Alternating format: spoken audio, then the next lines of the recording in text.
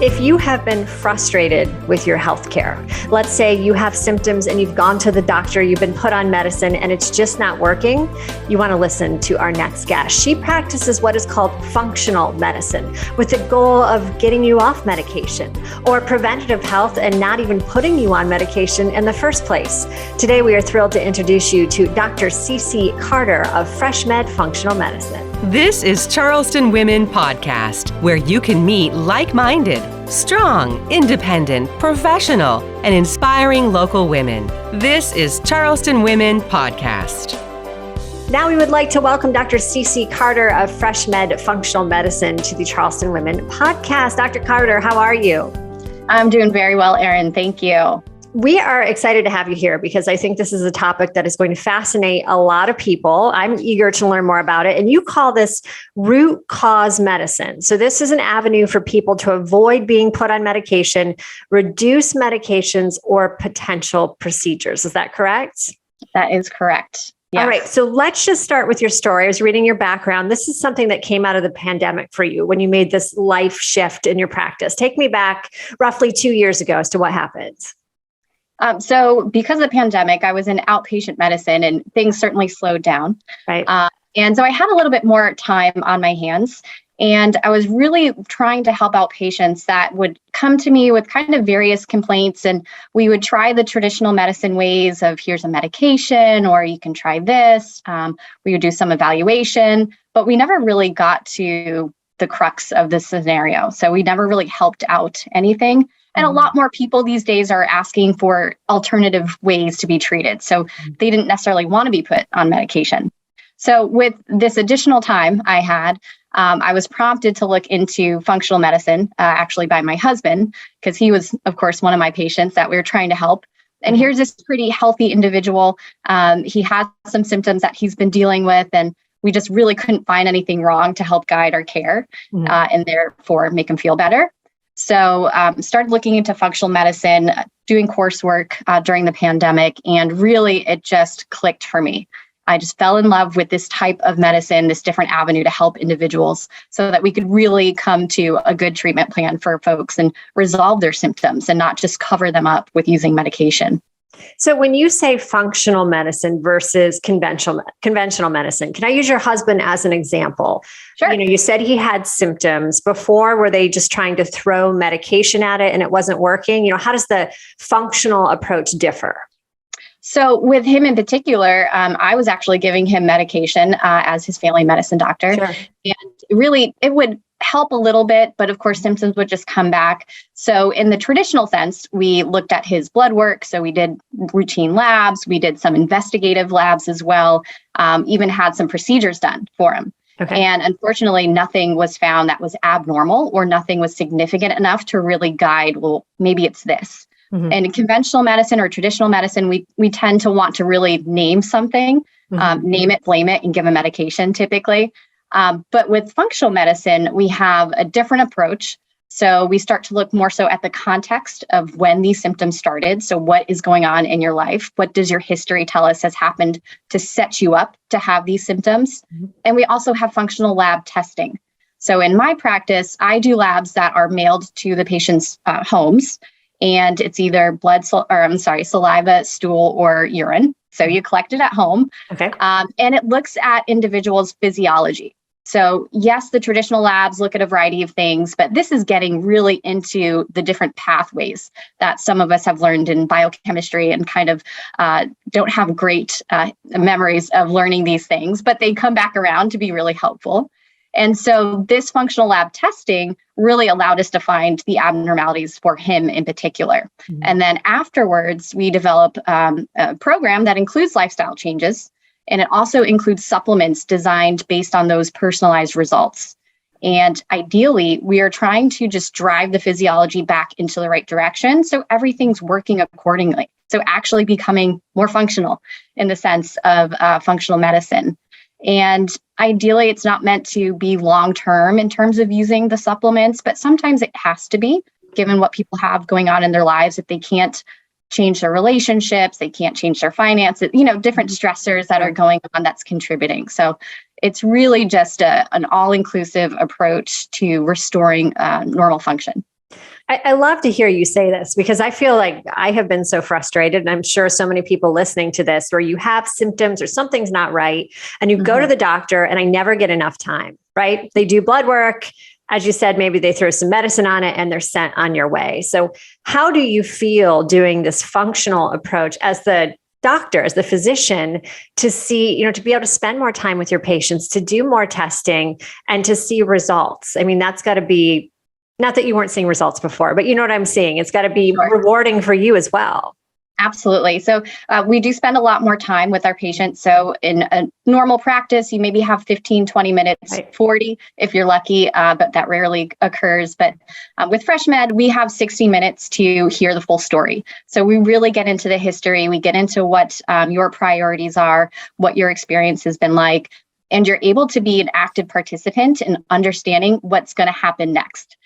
So this allows us to provide a lot of education as well, because many people just aren't sure what to do. But if they had some additional guidance and that time really allows for that guidance, then they'll be set. They'll be like, all right, I get it. I'm putting putting all the dots together. So that really allows us to kind of really get into the meat of the patient's story and provide that education so they feel confident moving forward with what choices they're going to make. Podcast advertising is the new way to reach your best audience. Podcast advertising gives your business a voice of authority. Be heard. Advertise on one of our podcasts. Visit carolinapodcasts.com or call 843-345-7012. You're listening to the Charleston Women Podcast. I want to use two examples to give, a little more detail to this. Let's talk about anxiety or trouble sleeping. Let's say I came to you with either one of those. How would you go about treating it? So great question. In the traditional sense, normally if we see anxiety or even insomnia, there's medication involved. So we can say, we can help you fall asleep, but a lot of times either that doesn't work or there's side effects that come along with it. Sure. For anxiety in particular, there's a lot of different contexts that surrounds this. And a lot of people don't want to be put on medication. So the first test that I typically look at is something called a cortisol level. And these cortisol levels are typically drawn in traditional practice, but usually it's one time of day and it's a blood test. The test that I do is a salivary test, and we're getting 5 or 6 points through the course of a day. And we're really mapping out what your cortisol levels are doing. Okay. And when somebody's dealing with anxiety, a lot of times their cortisol levels are elevated because cortisol is our survival hormone. Right. And it helps a lot with fight or flight. So it gets us prepared if we need to flee a scene or put up a fight. But chronically, if that level is elevated, that's going to contribute to anxiety and depression, insomnia. So if it's elevated at night or certain points in the day, that can contribute to those mood disorders. That's going to contribute to trouble sleeping. When cortisol levels are high, melatonin levels are low. So there's an inverse relationship there. And again, many people don't want to just be put on sleep aid because there is some addiction potential for that, and our bodies do become dependent. But if we're able to help correct the cortisol levels and restore a normal curve for an individual, that's really going to allow them to get the restorative sleep that they likely need. I love it. I love hearing your approach. Let's say you were to go through all those testing and analysis with your patient. Roughly how long until he or she starts seeing a difference? So this is a long haul process. This is not a quick fix. So we do need an active participant in this scenario. Depending on what lifestyle changes we're hoping to make, sometimes you can start feeling better in as early as 3 weeks. And typically that's by way of nutrition. So if we're really talking about diet and changing the dietary side of things, 3 weeks would be the earliest. Okay. But generally speaking, in a supplement program, and we're really trying to make constitutive change, it's probably going to take at minimum 3 months of being on a supplement program. And again, sometimes longer, depending on what the individual has going on in their life. So if there's stressors that we cannot change whatsoever, I was able to quit my job. That was a stressor for me. But many people can't do that. So if we can't change an individual stressor, then sometimes that prolongs the time that we're on the supplements. But generally, people do feel better around 2 to 3 months within a program. Okay. And then again, as you said, if you're not on medicine, it's a lifestyle change, right? Versus just taking medicine. You keep saying supplements, but do you prescribe any type of medicine in your treatment? So typically not. Okay. There are rare occasions where I might, but I don't do any chronic care management. So if somebody is on blood pressure medication or something for diabetes, I'm not going to refill those or start somebody on that. I really like to focus on the vitamins and supplement side of things. But if we do a GI stool test and there's an infection present and we want to be quicker about eradicating that infection, then antibiotics might be the way to go. Okay. Or if we discover there's a thyroid concern, then there might be thyroid medication that's indicated. So there's rare occasions, but generally speaking, it's the vitamins and supplements that are the main focus. Do you think overall as a society that we're over medicated? Absolutely. Yeah. Have you seen patients with maybe some chronic conditions that you were able to reverse by looking at other things? Yes. Yep. So great. Really when I first started getting into this, I was still in outpatient medicine. So I was kind of talking to a lot of patients that I've been seeing over the years. And for those that were like, I'm ready to do something different. We tried different supplements, different lab testing first to help guide those supplements that were recommended. And the results were remarkable. I mean, we saw results occur that we hadn't seen in years following traditional practice. So it was really kind of life-changing from my perspective, and certainly for the patient when we started instituting functional medicine approaches. I mean, that's got to be pretty cool for you to see that, what you can do without medicine. Do you serve as a primary care physician? You know, we have a lot of people moving to Charleston that are new to the Low Country. If they're looking for someone to go to, can you fill that role? So I don't. I am a one-woman show. And of course, I do know a lot of great family physicians in the area, having done residency here at MUSC. But this is really the main focus of being on functional medicine. So I still want people to have and maintain a relationship with a primary doctor so that they can get their preventative care done, vaccines done, regular medication refills, that sort of thing. So this is just a focus on functional medicine. Okay. So what are the next steps? When might someone say, you know, it's time for me to go to FreshMed. It's time for me to try to see Dr. Carter?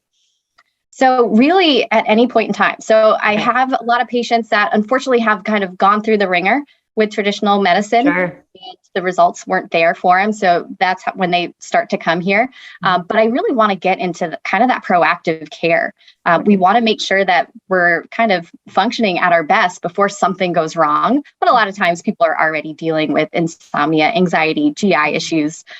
So it's really any point in time in your journey. And this is meant to go along with regular care.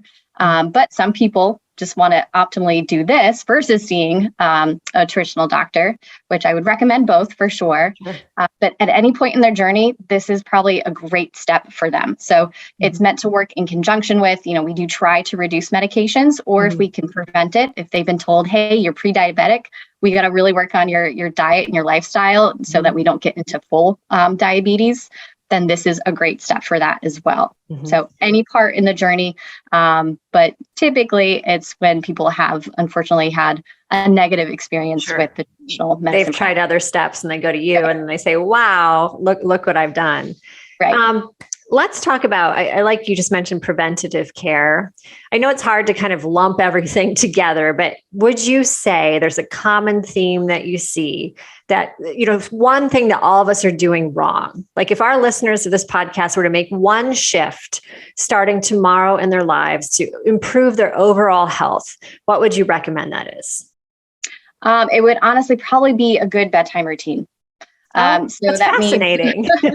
Tell me more. You know, cutting back on the blue light exposure. So maybe an hour or two before bed, either shutting off all screens, you know, not being in front of the laptop, on your phone, on the TV, or getting blue light glasses.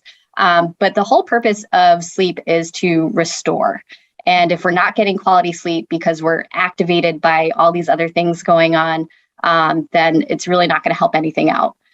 If you think about what goes on in sleep, it's not a passive process. It's a very active process. It's just kind of the, if you think about Disney World, there's a whole night crew shift that comes in and cleans and gets the park ready for the next day. So that's what your body needs to do during good quality restorative sleep. So if people can get into a good bedtime routine, do some deep breathing before bed, or use some essential oils, that will really help kind of calm things down. And again, a lot of people's cortisol levels are up during this time frame. So that will help to wind that down a little bit. But I think that would be something easy and free that people can start doing. I love that. On the flip side, what's a good morning routine? Or do you want to share, what's one thing you do in the morning for, to preventative medicine, if you will? So I am a morning person, and not everybody is, but ideally getting exposure to sunlight, which is hard right now with the time shift, of course. But so exposure to sunlight might be by way of a happy light or just opening your curtain up, something to let the light in. I tend to work out in the morning. I'm pretty useless at the end of the day. So I get up and I work out. So that's when our cortisol levels are the highest. That's when we're, getting ready for the day. And so that's what I do. But everybody might be a little bit different. All right. I'm also a morning person, so I'm with you on that one. Yeah. As far as if someone, is interested in working with you or we want to find out more information, what's the best place to go do that? Just visit my website, freshmedsc.com. So that's South Carolina. Yep. And there is a free 15-minute consult that I offer by way of phone call. And so if you're really just trying to discover if this is the right avenue for you, I'm happy to tell people more about what it is that I do and what my focus is. And if people are just ready to start, there's a new patient registration link that they can click as well. That's great. FreshMedSC.com for more information. Right now, you said you're a one-woman show. Do you foresee growing? I know this is still new since the pandemic for you, but do you see growing in the future? I hope so. Yeah. I hope to add some more providers, maybe some additional staff, but for right now, it's just me. All right. Anything that I forgot to ask that you would like to add or elaborate on? Oh, my go-to supplements. So a lot of people are like, Yes. What supplements would you recommend if you only have one or two? And the first one probably is going to be vitamin D3. So everyone's essentially D3 deficient, even though we live in a sunny state. We're all inside. I'm writing this down. Vitamin D3. D3, and probably about 2,000 units daily. Okay.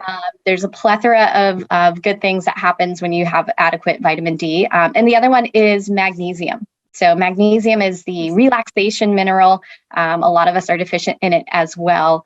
So that one's a good one to take, usually at night, 200 to 400 milligrams before bed. Okay.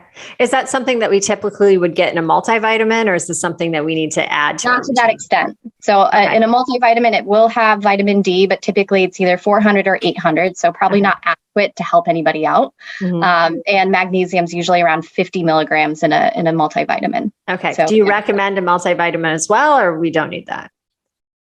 Yeah, if you're not getting a well-rounded diet. Yeah. Yes.